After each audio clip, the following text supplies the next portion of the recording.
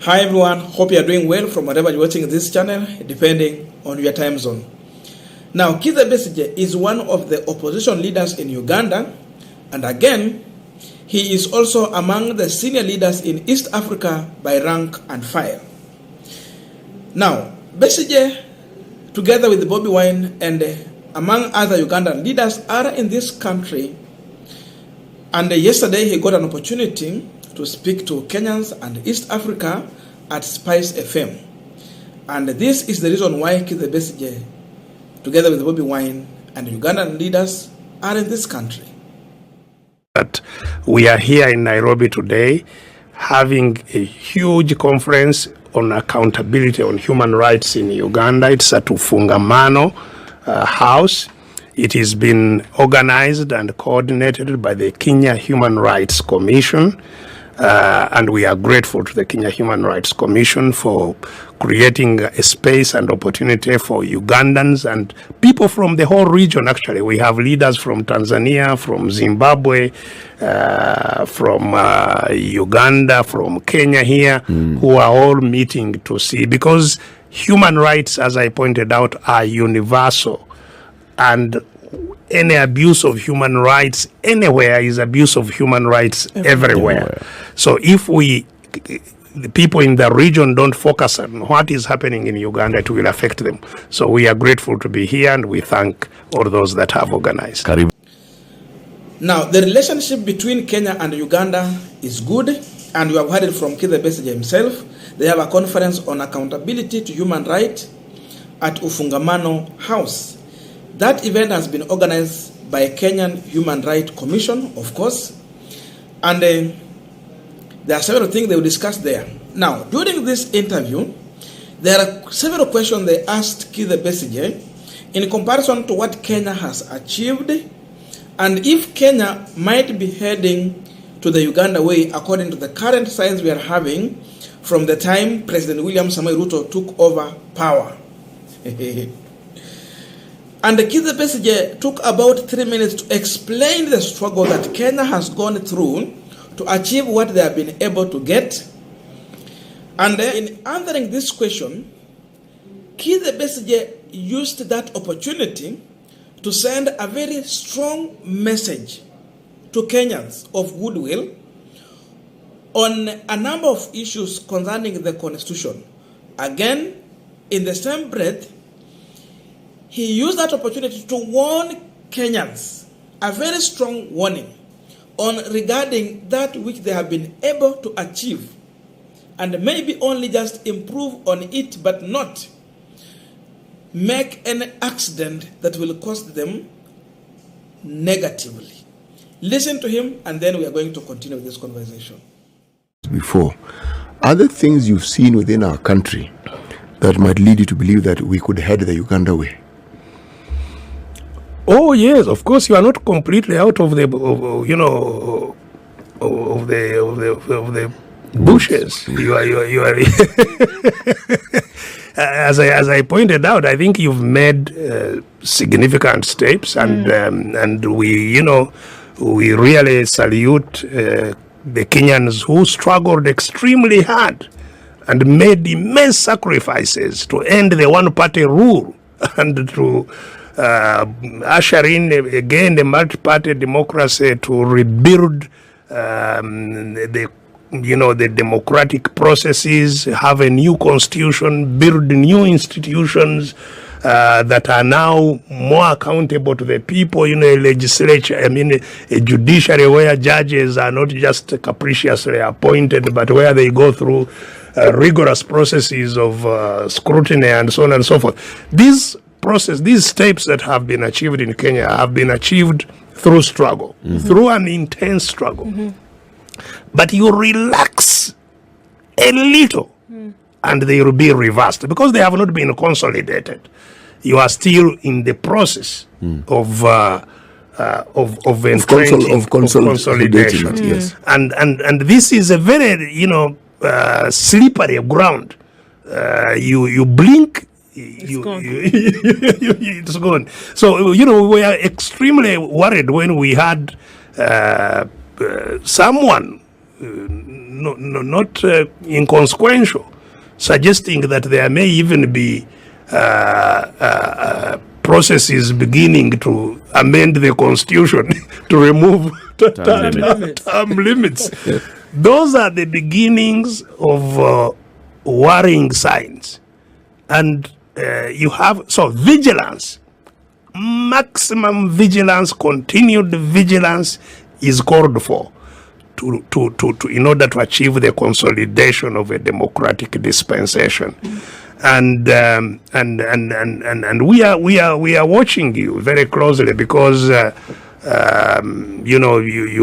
are leading in that process, and any backsliding will be will negatively impact on all those who are looking at you for inspiration and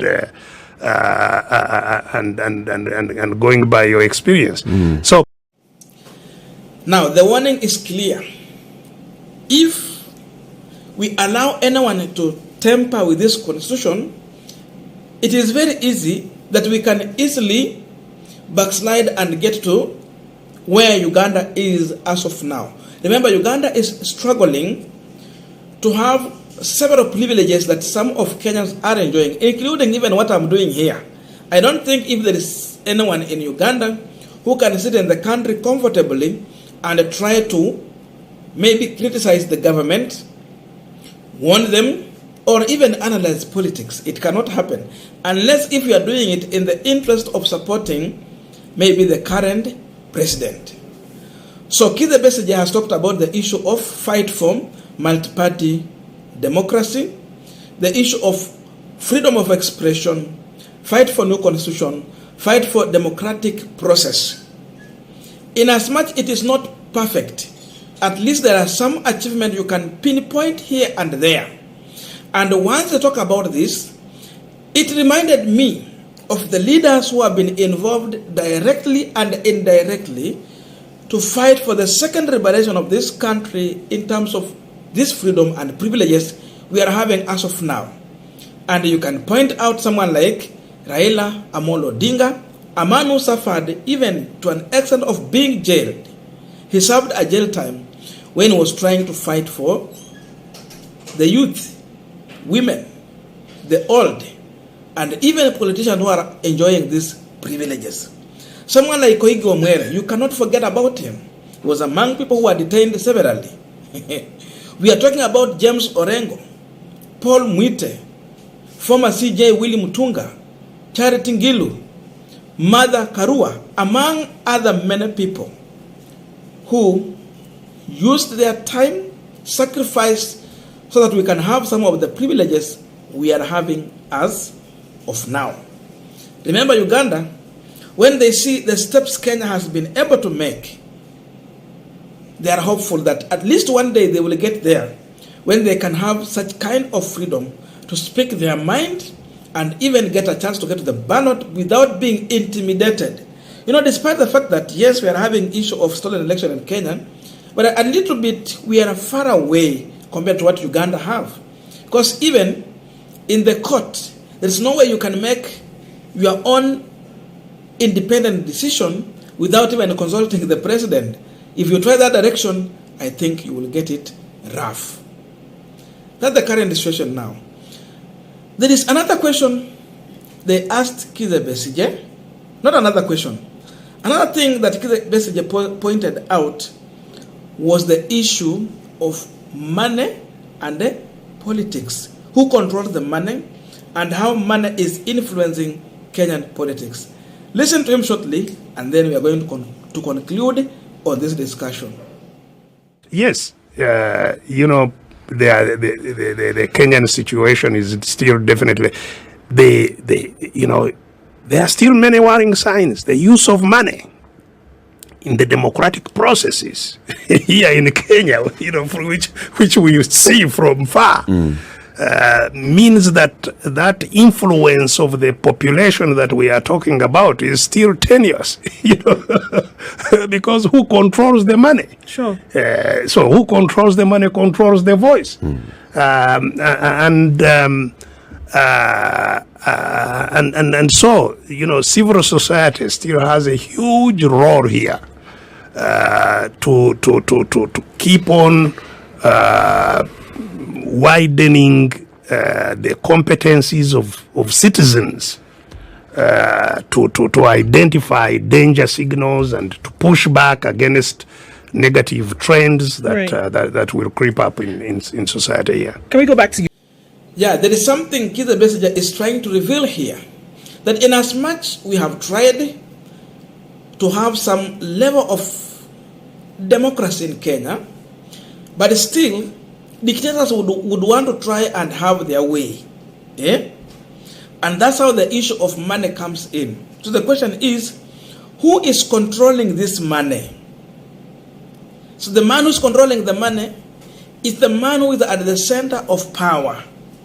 And this can be explained for those who remember when we were in the campaign period between railaodinga side and the William Ruto side. Actually, Kizza Besigye was speaking to the issue on how William Ruto was conducting his campaign during the campaign period. Ruto was one man who planned his campaign on foundation of handouts. He used to dish out money to everyone. In every rally he will get, mama mboga alikuwa anapata milioni moja. In every rally you get, vijana wa bodaboda walikuwa anapata milioni mbili.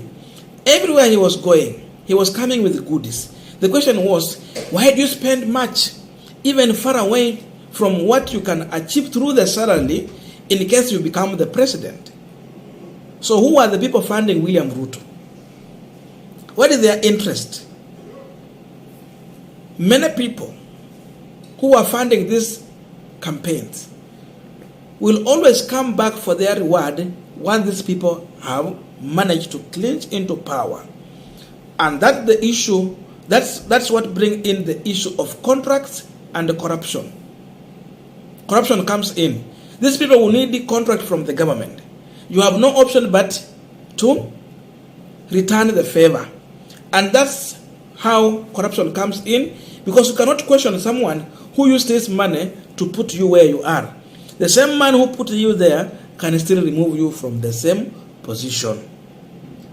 So you can see how money has influenced our politics. As we are speaking now, many people are regretting about voting for this government. In as much we know the issue of the Venezuelans and the hot air presidency we are having now.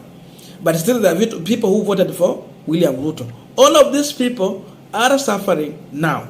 They thought that this government is going to give handouts every day. Like during the campaign time. Handouts was, every area there is handouts. Every day you have handouts. Now the line has been drawn. You can see the truth now. No more handouts. Now everything, the price is skyrocketing and it is time to repay back. That is the message Kizza Besigye had for Kenyans. Safeguard your constitution so jealously, so that it is not weak, so that it cannot even defend you later. Bobi Wine also was on Citizen TV, of course. He emphasized on the same issue because he was asked several questions on what he meant by telling Kenyans or warning Kenyans on how they should seriously safeguard jealously their constitution. Thank you. Let us meet in the comment section to continue with this conversation.